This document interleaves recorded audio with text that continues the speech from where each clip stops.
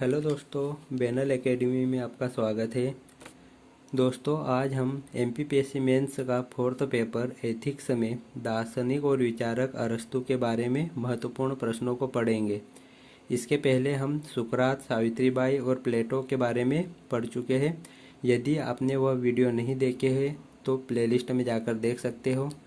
यदि आप मेरे चैनल पर नए हो तो चैनल को सब्सक्राइब ज़रूर कीजिएगा और यदि वीडियो पसंद आए तो लाइक कीजिएगा, अपने दोस्तों में शेयर कीजिएगा। चलिए दोस्तों, अपना टॉपिक शुरू करते हैं। अरस्तु का जन्म 384 ईसा पूर्व में यूनान के स्टेगोरिया नगर में हुआ था। अरस्तु प्रतिभा संपन्न दार्शनिक और विचारक थे। ये जीव विज्ञान, वनस्पति भौतिकी, नीतिशास्त्र, कविता, नाटक, संगीत, नक्षत्र विज्ञान आदि के बारे में पर्याप्त जानकारी रखते थे। अरस्तु की मृत्यु 322 ईसा पूर्व में हुई थी। दोस्तों, ये 2 नंबर में क्वेश्चन पूछा जा सकता है। नेक्स्ट क्वेश्चन पढ़ते हैं। अरस्तु की किन्हीं 2 रचनाओं के नाम बताइए। अरस्तु की रचनाएं हैं द पॉलिटिक्स, हिस्टोरिया और एनिमेलिया। ये उनकी 3 रचनाएं हैं, इनके नाम याद रखिएगा। अरस्तु का दास्ता संबंधी विचार बताइए। अरस्तु ने अपनी रचना द पॉलिटिक्स में दास प्रथा का पुरजोर समर्थन किया। अरस्तु के अनुसार प्रकृति स्वामी या दास में अंतर करना जानती है। अरस्तु का मानना है कि जो व्यक्ति शारीरिक रूप से हष्टपुष्ट एवं शक्तिशाली होता है उसमें बुद्धि और विवेक का सर्वदा अभाव होता है, अतः वह स्वभावतः दास अथवा सेवक होता है। और जो व्यक्ति प्रकृति में सुंदर और कोमल होता है वह बुद्धि और विवेक से युक्त होता है, अतः वह स्वभावतः स्वामी होता है। अतः अरस्तु इसी प्रकार से प्रकृति के अनुसार कार्यों का विभाजन करते हैं। अरस्तु का मानना था कि वह राज्य जो दास प्रथा पर आधारित नहीं है वह स्वयं दास है। अरस्तु का क्या मानना था कि वह राज्य जो दास प्रथा पर आधारित नहीं है वह स्वयं दास है। इस तरह के फैक्ट आप याद रखिएगा दोस्तों। नेक्स्ट क्वेश्चन देखते हैं।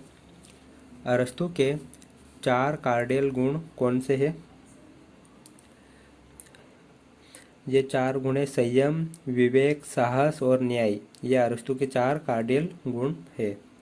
अरस्तु के 4 कारण कौन से हैं? दोस्तों, ये क्वेश्चन पिछली बार आ चुके हैं।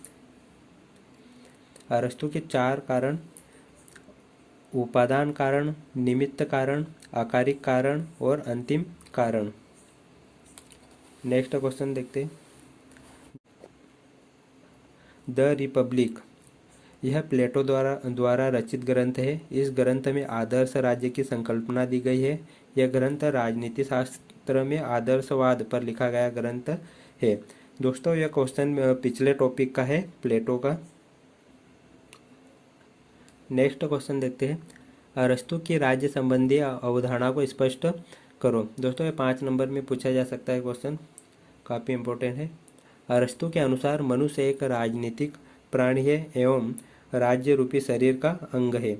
अरस्तु का मानना है कि जो राज्य से बाहर रहता है वह या तो पशु है या देवता है। ये फैक्ट याद रखिएगा दोस्तों कि अरस्तु का क्या मानना है कि जो राज्य से बाहर रहता है वह या तो पशु है या देवता है। अरस्तु के अनुसार राज्य का उद्देश्य केवल अपराधों को रोकना ही नहीं बल्कि नागरिकों को नैतिक जीवन का पूरा आश्वासन देना है तथा उनके जीवन को श्रेष्ठ बनाते हुए उन्हें आत्मनिर्भरता की ओर बढ़ाना है। एक नैतिक तथा सद्गुणी जीवन का निर्माण करना राज्य का लक्ष्य है। अरस्तु के अनुसार राज्य का उद्देश्य व्यक्ति के जीवन को सर्वश्रेष्ठ बनाना है। नेक्स्ट क्वेश्चन देखते हैं। अरस्तु के अनुसार राज्य के कार्य बताइए। राज्य को जनता के लिए उचित प्रबंध करना चाहिए। राज्य के कार्य क्या है कि राज्य को जनता के लिए उचित प्रबंध करना चाहिए। राज्य ऐसा होना चाहिए जो अपने सदस्यों को आत्मनिर्भर व पूर्ण जीवन दे सके। व्यक्ति में अच्छी आदत विकसित करने की प्रवृत्ति हो। साथ ही प्राकृतिक आवश्यकताओं जैसे कि पानी, हवा, पर्यावरण आदि को पूरा करना चाहिए। ये राज्य के कार्य है। नेक्स्ट क्वेश्चन देखते हैं। अरस्तु का मध्यम मार्ग का सिद्धांत बताइए। ये भी आईएमपी क्वेश्चन है। अरस्तु ने मध्यम मार्ग का सिद्धांत नैतिक सद्गुणों के स्वरूप के संबंध में दिया है। इस सिद्धांत के अनुसार नैतिक सद्गुण दो अतिवादी दृष्टिकोणों के बीच की अवस्था है। इस सिद्धांत के अनुसार नैतिक सद्गुण दो अतिवादी दृष्टिकोणों के बीच की अवस्था है। उदाहरण के लिए संयम, अनियंत्रित भोग और पूर्ण वैराग्य के बीच की स्थिति है। अतः इसका सारांश यह है कि सद्गुण व्यक्ति को अतिवाद से मुक्त करता है और संतुलन के रास्ते पर चलना सिखाता है। अतः इस प्रकार अरस्तु बुद्ध के मध्यम मार्ग का अनुसरण करते हैं। मध्यम मार्ग का सिद्धांत मनुष्य के संतुलित जीवन पर बल देता है। अतः यह किसी एक अतिवादी दृष्टिकोण पर केंद्रित होने की बजाय दो या दो से अधिक अतिवादी दृष्टिकोणों के मध्य साम्य की स्थिति को महत्व देता है।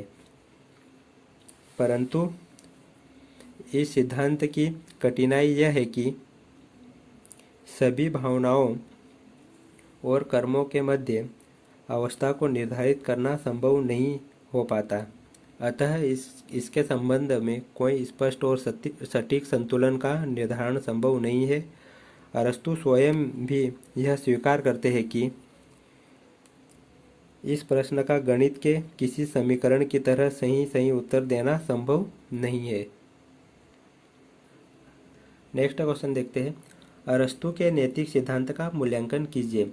इन्हें हम दो पक्षों में विभाजित करेंगे। पहला है सकारात्मक और दूसरा पक्ष है इनका नकारात्मक। तो पहले हम सकारात्मक पहलुओं को देखते हैं। पहली बार नीतिशास्त्र का विस्तृत विवेचन हुआ है। अतिवादी विचारों को खारिज करके संतुलित नीति मीमांसा की स्थापना की गई है और पूर्णतावाद का विचार प्रारंभिक तौर पर विकसित किया गया है। ये सकारात्मक पक्ष है।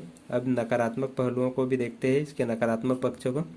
अरस्तु की नीति मीमांसा महिलाओं तथा दासों के साथ न्याय नहीं करती है। मध्यम मार्ग का सिद्धांत हर जगह लागू नहीं होता है। ऐच्छिक और अनैच्छिक कर्मों का विभाजन हर स्थिति में करना कठिन है। नेक्स्ट क्वेश्चन देखते हैं दोस्तों। अरस्तु के अनुसार सर्वोच्च शुभ क्या है? तो सर्वोच्च शुभ आनंद या कल्याण है। इसका प्रमाण यह है कि हम आनंद की इच्छा किसी लक्ष्य के साधन के रूप में नहीं करते, अपितु उसे अपने आप में वांछनीय मानते हैं। Next question. प्लेटो द्वारा रचित आदर्शवाद के चार स्तंभ कौन कौन से हैं? ये पिछले टॉपिक का क्वेश्चन है। चार स्तंभ है न्याय, शिक्षा, साम्यवाद और दार्शनिक शासक।